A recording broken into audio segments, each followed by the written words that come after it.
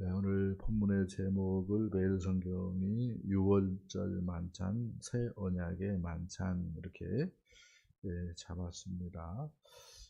고난 주간이 이제 시작이 되어졌죠. 고난 주간에서도 수요일 날쯤 해당되어지는 말씀이다라고 얘기할 수가 있겠습니다. 그러니까 수요일 날 되었을 때에 예수님께서는 예루살렘 성전에 들어가셨고 유대교가 얼마나 부패하였는지를 강도의 굴월이 되게 했다라고 하는 말씀으로 대신했습니다. 그렇기 때문에 유대교는 이제 끝이다라고 하는 선언을 하시지요. 그래서 이 세대가 가기 전에 돌 위에 돌 하나 남지 않고 다 무너뜨려지리라라고 하는 패망, 멸망 선언을 하셨습니다. 그 다음에 이제 제자들과 함께 이제 유월절 만찬을 이제 먹는 거예요. 원래는 목요일 날 해야 되는데 예수님께서 수요일 날 그렇게 하시는 거죠. 목요일 날 붙잡히시기 때문에 그렇습니다. 요게 이제 본문 내용인데요. 먼저 유다의 그 문제점이 나오고 있어요. 돈을 사랑하고 결과적으로 사탄이 이제 그 속에 들어가고 자, 말씀을 좀 봅시다. 3절로 6절, 7절까지 보겠습니다. 열둘 중에 하나인 가롯이니라 부르는 유다에게 사탄이 들어가니 이에 유다가 대제장들과 성전 경비 대장들에게 가서 예수를 넘겨줄 방도를 의논하며 그들이 기뻐하여 돈을 주기로 언약하는지라. 유다가 허락하고 예수를 무리가 없을 때에 넘겨줄 기회를 찾더라. 유월절 양을 잡을 무교절이 이른지라. 아멘. 가룟 유다에게 사탄이 들어갔다라고 얘기를 하고 있습니다.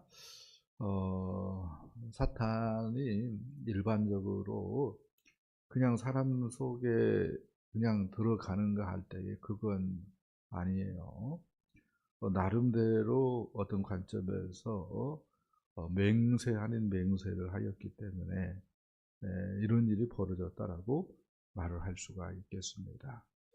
그러니까 무당되는 사람들이 신내림을 받기 위해서 어떤 의식을 행하죠. 근데 보편적으로 일반인들은 맹세를 하는 거예요. 맹세.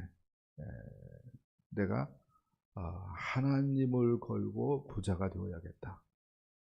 그런 식으로 맹세를 했을 수도 있겠다는 생각을 해요.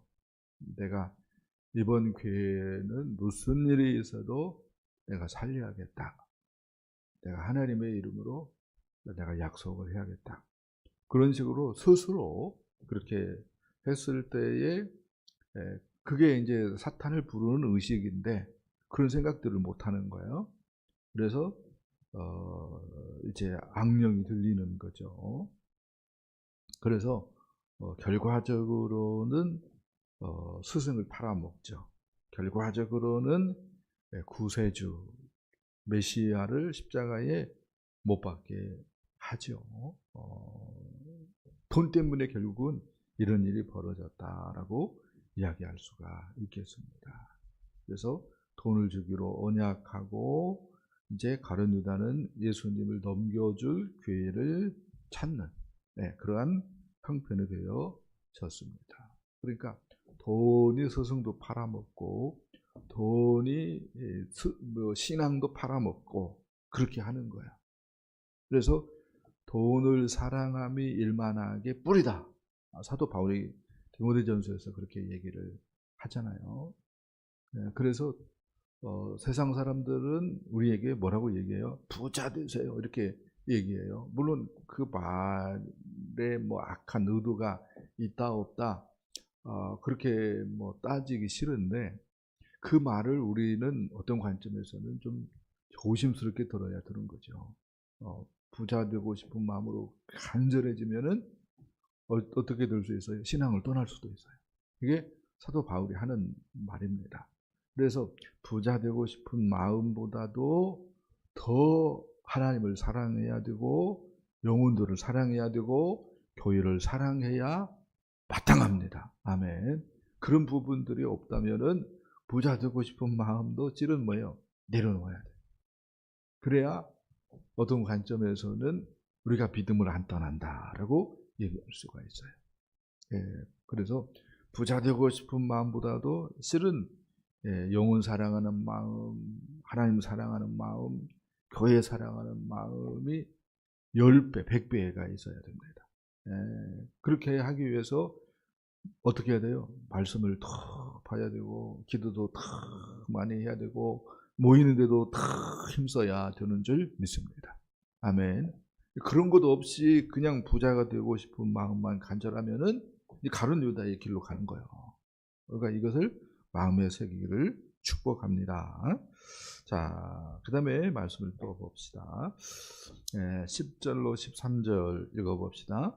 이르시되 보라 너희가 성내로 들어가면 물 한 동이를 가지고 가는 사람을 만나야 되니 그가 들어가는 집으로 따라 들어가서 그 집주인에게 이르되 선생님이 내게 하는 말씀이 내가 그 제자들과 함께 유월절 먹을 객실이 어디 있느냐 하시더라 하라. 그리하면 그가 자리를 마련한 큰 다락방을 보이리니 거기서 준비하라 하시니 그들이 나가 그 하신 말씀대로 만나 유월절을 준비하니라. 아멘. 유월절 준비하는 얘기가 나오고 있어요. 보라, 이 말은 뭐 주목하라라고 하는 말이죠. 너희가 성내로 들어가면, 성내 예루살렘 성입니다. 그 예루살렘 성에 들어가면 어떤 사람을 만난다? 물 한 동이를 가지고 가는 사람을 만날 것이다. 하나님께서 모든 것을 주관하니까 이런 일이 있는 거예요. 만날 것이다. 그러면 만나는 거예요. 그가 들어가는 집으로 따라 들어가서 그 집주인에게 이르되, 그러니까 물 한 동이를 가지고 가는 사람만 주관하는 것이 아니라 그 집주인도 주관하는 거예요. 그래서 선생님이 내게 하는 말씀이 내가 내 제자들과 함께 유월절 먹을 객실이 어디 있느냐 하시더라. 이렇게 말을 하라는 거예요. 그러면 그 사람이 이미 그 자리를 마련한 큰 다락방을 보일 것이다. 거기서 준비하라. 이렇게 이야기를 합니다. 마치 예루살렘 성에 입성하기 전에 예수님께서 나귀 새끼를 준비케 한 거하고 비슷한 장면이다라고 말씀을 할 수가 있겠습니다. 제3자가 볼 땐 이건 뭐요? 사소한 일이죠. 근데 이게 너무 중요하기 때문에 성령께서 뭐예요? 다 주관해 가지고 유월절이 잘 준비되게 하시는구나 라고 하는 것을 우리가 알 수가 있겠습니다. 아무튼 유월절이 이제 준비가 되어져요. 이 유월절이라고 하는 것은 이제 이스라엘 역사에서 볼 때에 애굽에서 유월절 어린 양으로 해방된 것을 기념하는 절기다라고 얘기할 수가 있습니다. 우리식으로 얘기한다면은 광복절하고 비슷하다라고 얘기할 수가 있어요. 옛 이스라엘이 애굽으로부터의 구원, 이것을 기념하는 거죠. 그렇다면은 이것이 어떤 관점에서는 우리하고는 아무런 관련이 없을 수도 있는데 실은 예표죠. 예표. 어떤 것을 미리 보여주는 그림과 같은 거다라고 하는 말씀입니다. 그러면 그게 어떤 것이냐라고 얘기할 때에 죄로부터의 우리의 구원을 미리 보여주는 그림이었다. 그러니까 애굽의 바로가 이스라엘 자손들을 괴롭히고 막 힘들게 하였던 것처럼 죄로 팔린 우리를 마귀가 어떻게 했다는 거예요? 괴롭히고 막 죽이려고 했다는 거예요. 그래서 절대적으로 구원이 필요했던 거죠. 이스라엘이 노예 생활하는 데서 구원이 필요했던 것처럼 마귀 사탄 죄의 지배 가운데 있었던 우리에게도 구원이 정말로 필요했던 거죠. 이렇게 살면은 이제 지옥 가니까 더 어떤 관점에서는 심각했던 거죠. 그래서 하나님께서 이걸 해낸다라고 하는 것을 미리 보여준 그림이 뭐였다? 옛날 이스라엘의 유월절이었다라고 얘기할 수가 있겠습니다. 그리고 그 유월절 어린 양, 어린 양이 있어가지고 그 어린 양을 어떻게 했어요? 먹고 그 다음에 어린 양의 피를 문 설주, 문 임방 이렇게 바르고 거기 집에 머물렀을 때에 죽음의 사자가 어떻게 해서요? 넘어갔어요. 어린 양의 피를 바르고 그 집안에 머물 때에 죽음의 사자가 그 집안에 있는 사람들은 해치지 않았습니다. 근데 우리가 잘 아는 대로 애굽에 있는 모든 백성들은 어떻게 했어요? 장자들은 다 죽어나갔습니다. 심지어 뭐요? 개새끼도 뭐요? 첫 것은 다 죽어나갔어요.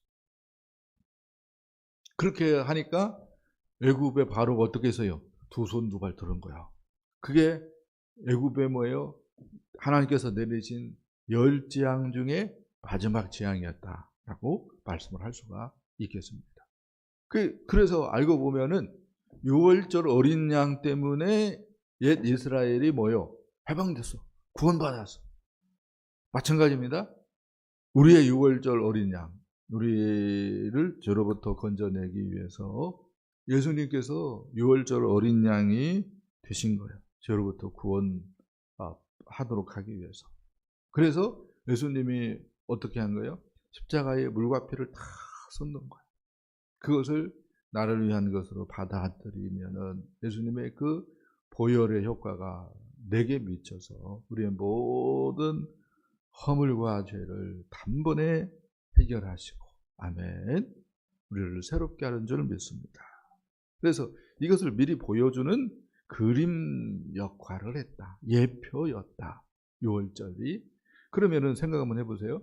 이렇게 예수님이 6월절 어린 양으로서 오셔가지고 이 6월절을 완성했기 때문에 십자가를 통해서 완성했기 때문에 완성한 것을 우리가 어떻게 우리는 이렇게 얘기할 수 쥐뿔도 아닌데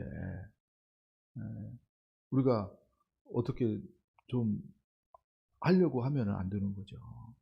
예를 들어 볼게요. 화가가 피카소나 그런 큰 화가가 작품을 완성을 했어요. 근데 우리 같은 범인이 이거 문제가 있는데 하고 붓을 들고 거기다 작업을 하려고 하면은 어떻게 되는 거예요? 제3자가 볼 때는 저 미친놈의 새끼 번지죠. 그렇게 얘기할 수밖에 없는 거야. 예수님이 완성을 한 거예요. 예? 근데 거기다 대고 우리가 또 지켜야 된다라고 하고 팔 걷어붙이고 한다면은 그 꼴입니다. 그 꼴. 그래서 6월절이 어찌고 저찌고 하는 데는 스스로 나는 무식합니다. 이걸 얘기하는 것이다. 하나님의 교회를 비롯해서 그렇게 얘기할 수가 있는 거예요. 자, 그건 그렇고요. 또 말씀을 봅시다. 15절로 20절 말씀 쭉 봅시다. 이르시되 내가 고난을 받기 전에 너희와 함께 이 유월절 먹기를 원하였노라. 내가 너희에게 이르노니 이 유월절이 하나님의 나라에서 이르기까지 다시 먹지 아니하리라 하시고 이에 잔을 받으사 감사기도 하시고 이르시되 이것을 갖다가 너희끼리 나누라. 내가 너희에게 이르노니 내가 이제부터 하나님의 나라가 임할 때까지 포도나무에서 난 것을 다시 마시지 아니하리라 하시고 또 떡을 가져 감사기도 하시고 떼어 그들에게 주시며 이르시되 이것은 너희를 위하여 주는 내 몸이라. 너희가 이를 행하여 나를 기념하라 하시고 저녁 먹은 후에 잔도 그와 같이 하여 이르시되 이 잔은 내 피로 세우는 새 언약이니 너희를 위하여 붙는 것이라. 아멘. 자, 6월절 만찬은 6월절 양을 잡아먹는 거예요. 예. 근데 뭐라고 얘기를 합니까? 이제 이 2월절 먹기를 원하였다. 그런데 하나님 나라가 이루기까지 다시 먹지 아니하리라. 이렇게 얘기를 해요. 그러니까 우리가 6월절 양을 잡아 먹는 그 6월절을 다시 지킬 필요가 있다 없다? 없다.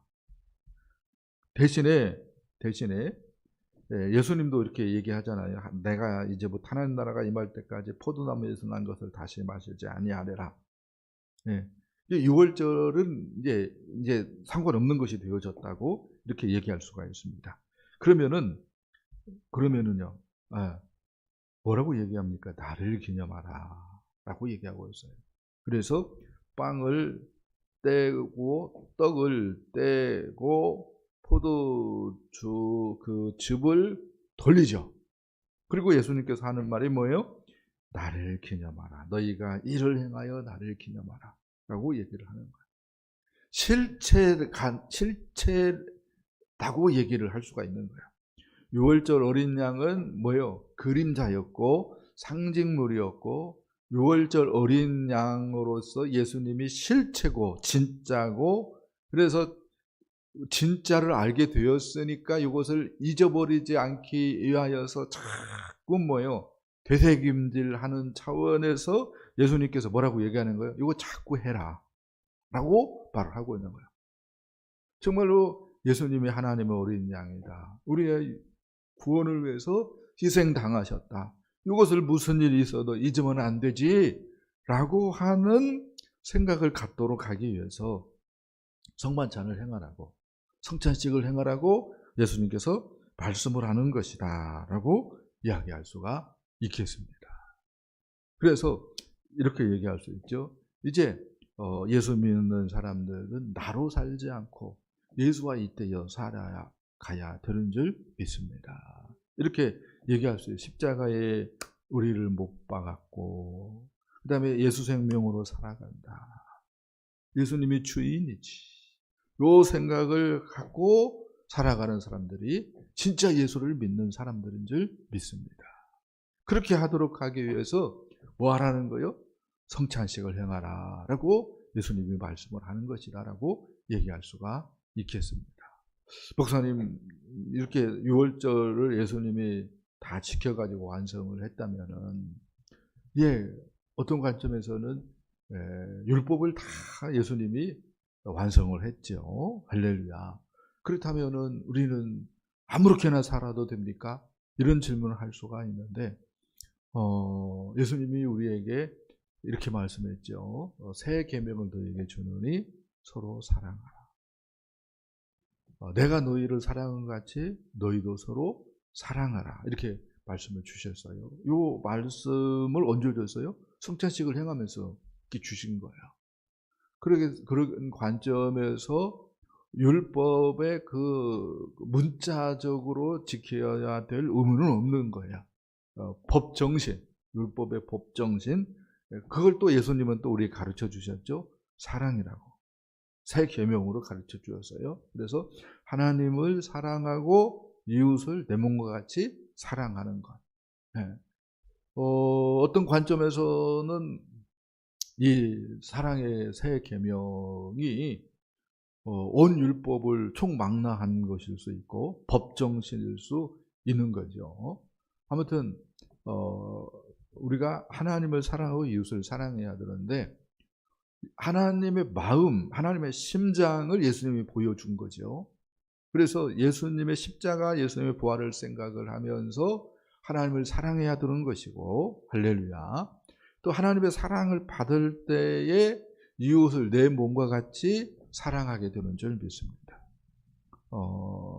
이렇게 얘기할 수 있어요. 하나님을 율법은 어떻게 사랑하라고 얘기하는가 할 때에 마음을 다하고 뜻을 다하고 목숨을 다하여 하나님을 사랑하라 이렇게 얘기를 하죠. 복음을 깨달으면 그렇게 되는 줄 믿습니다. 아멘. 하나님의 사랑을 깨달으면은 우리가 그렇게 되어지는 줄 믿습니다. 어떤 관점에서는 마음을 다하고 뜻을 다하고 목숨을 다하고 하나님 사랑하는 마음이 없으면은 이게 복음을 좀 귀뚱으로 들은 거예요. 문제가 있는 거예요. 그러면 안 되는 거예요.